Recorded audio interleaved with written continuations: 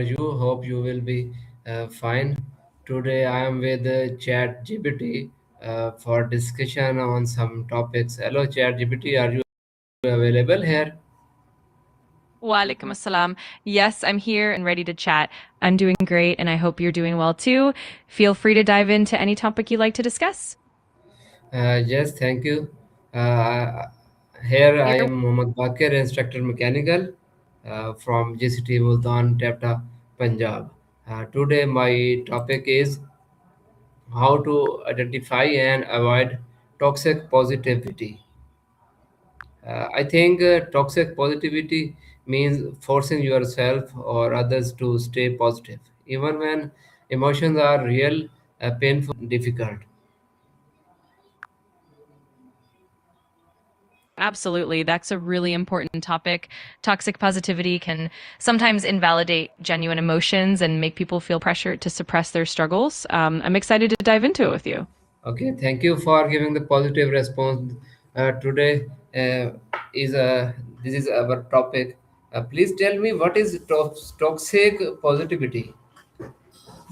Of course, toxic positivity refers to the excessive and unrealistic focus on positive thinking to the point where it dismisses or downplays genuine negative emotion. It's essentially the idea that people should always maintain a positive attitude, even when they're dealing with difficult feelings or challenges. This can lead to feelings of guilt or shame for experiencing those negative emotions. It's definitely a balance between acknowledging genuine feeling and maintaining a positive outlook. Okay, thank you. How is toxic positivity different from healthy positivity? Great question. Healthy positive involves acknowledging and accepting your emotions and negative, and then choosing to focus on positive aspects when it's appropriate. It's about being optimistic while still being empathetic and realistic about challenges.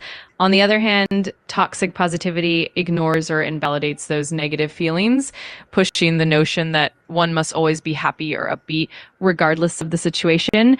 It often leads to suppression of emotions and can create a lack of genuine support. So the key difference is that healthy positivity is balanced and supportive, while toxic positivity is dismissive and unrealistic. Okay, why is toxic positivity harmful? Toxic positivity can be harmful because it can lead to emotional suppression, where individuals feel pressured to hide or ignore their true feelings. This can result in increased stress, anxiety, even feelings of isolation, since people feel that they can't be authentic. Over time, this can also impact mental health and prevent people from seeking the support they need. It essentially undermines genuine emotional experiences and can create ways to healing and growth. What is an example of toxic positivity? A common example of toxic positivity would be someone saying, for instance, just stay positive or look side to someone who's going through a tough time, like grieving a loss or dealing with significant stress. Positivity can be helpful. Dismissing the person's genuine feelings can make them feel misunderstood or unsupported. It's that kind of meaning, but ultimately dismiss defines toxic positivity. Okay, thank you. You're very welcome. If you have any more questions or want to dive deeper into the topic, just let me know. What is an example of toxic positivity? You said saying just be happy to someone who is clearly hunting. And the other one you replied for why do people use toxic positivity?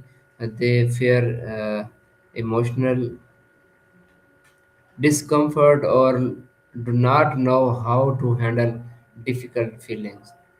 How can toxic positivity affect mental health? Please describe in detail. Absolutely. Of course, toxic positivity, it can have several negative impacts on mental health. First, it can lead to emotional repression, where individuals feel compelled to hide their true feelings and everything is fine, even when it's not. This can increase of loneliness and isolation because the person might not feel understood or supported.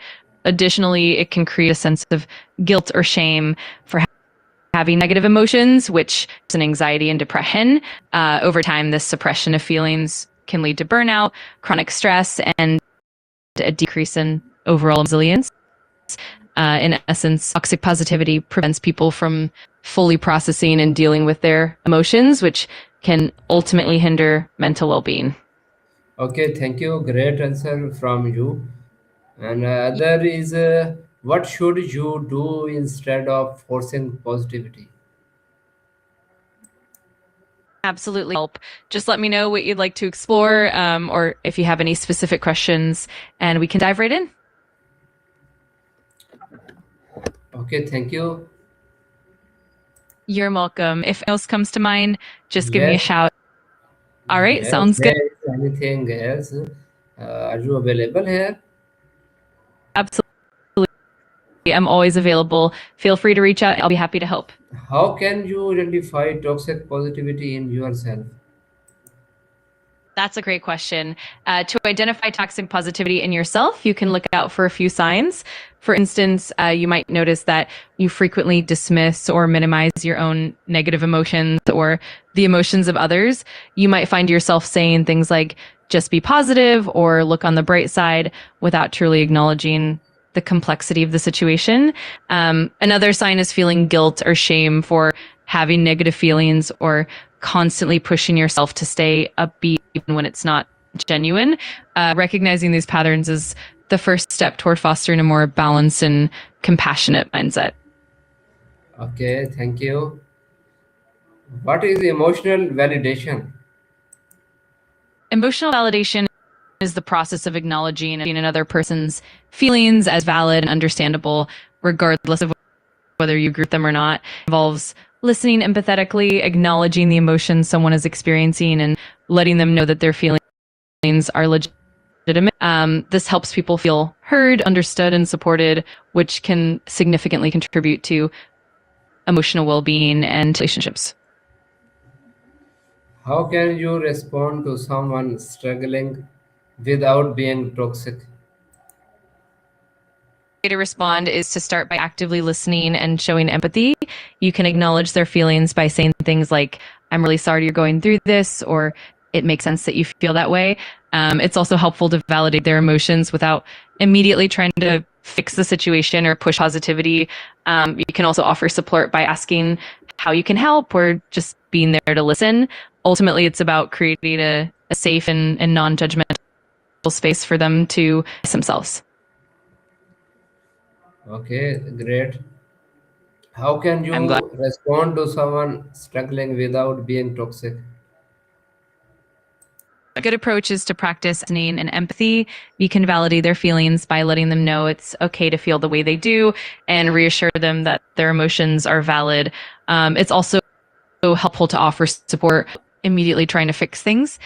Sometimes simply being there, offering a listening ear, and asking open ended questions can make a big difference. It's all about creating a compassionate and non judgmental space.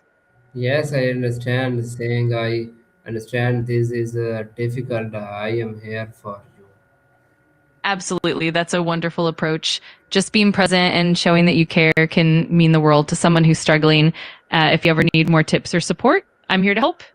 Why is expressing negative emotions important?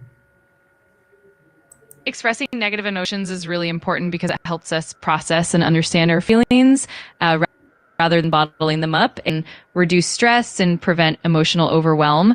Additionally, it fosters genuine connections with others since sharing our struggles allows for empathy and support. Ultimately, acknowledging and expressing these emotions contributes to better mental health, emotional resilience, and overall well being. Yes, in summarizing the our discussion, toxic positivity means forcing yourself or others to stay positive, even when emotions are real, painful, or difficult. Thank you, ChatGPT, for giving the time here. Summed it up perfectly. It was my pleasure to chat with you. If you ever have more questions or need to discuss anything else, just let me know. Take care. Yes, anything as they are available, I will contact you for discussion on this topic, on any topic.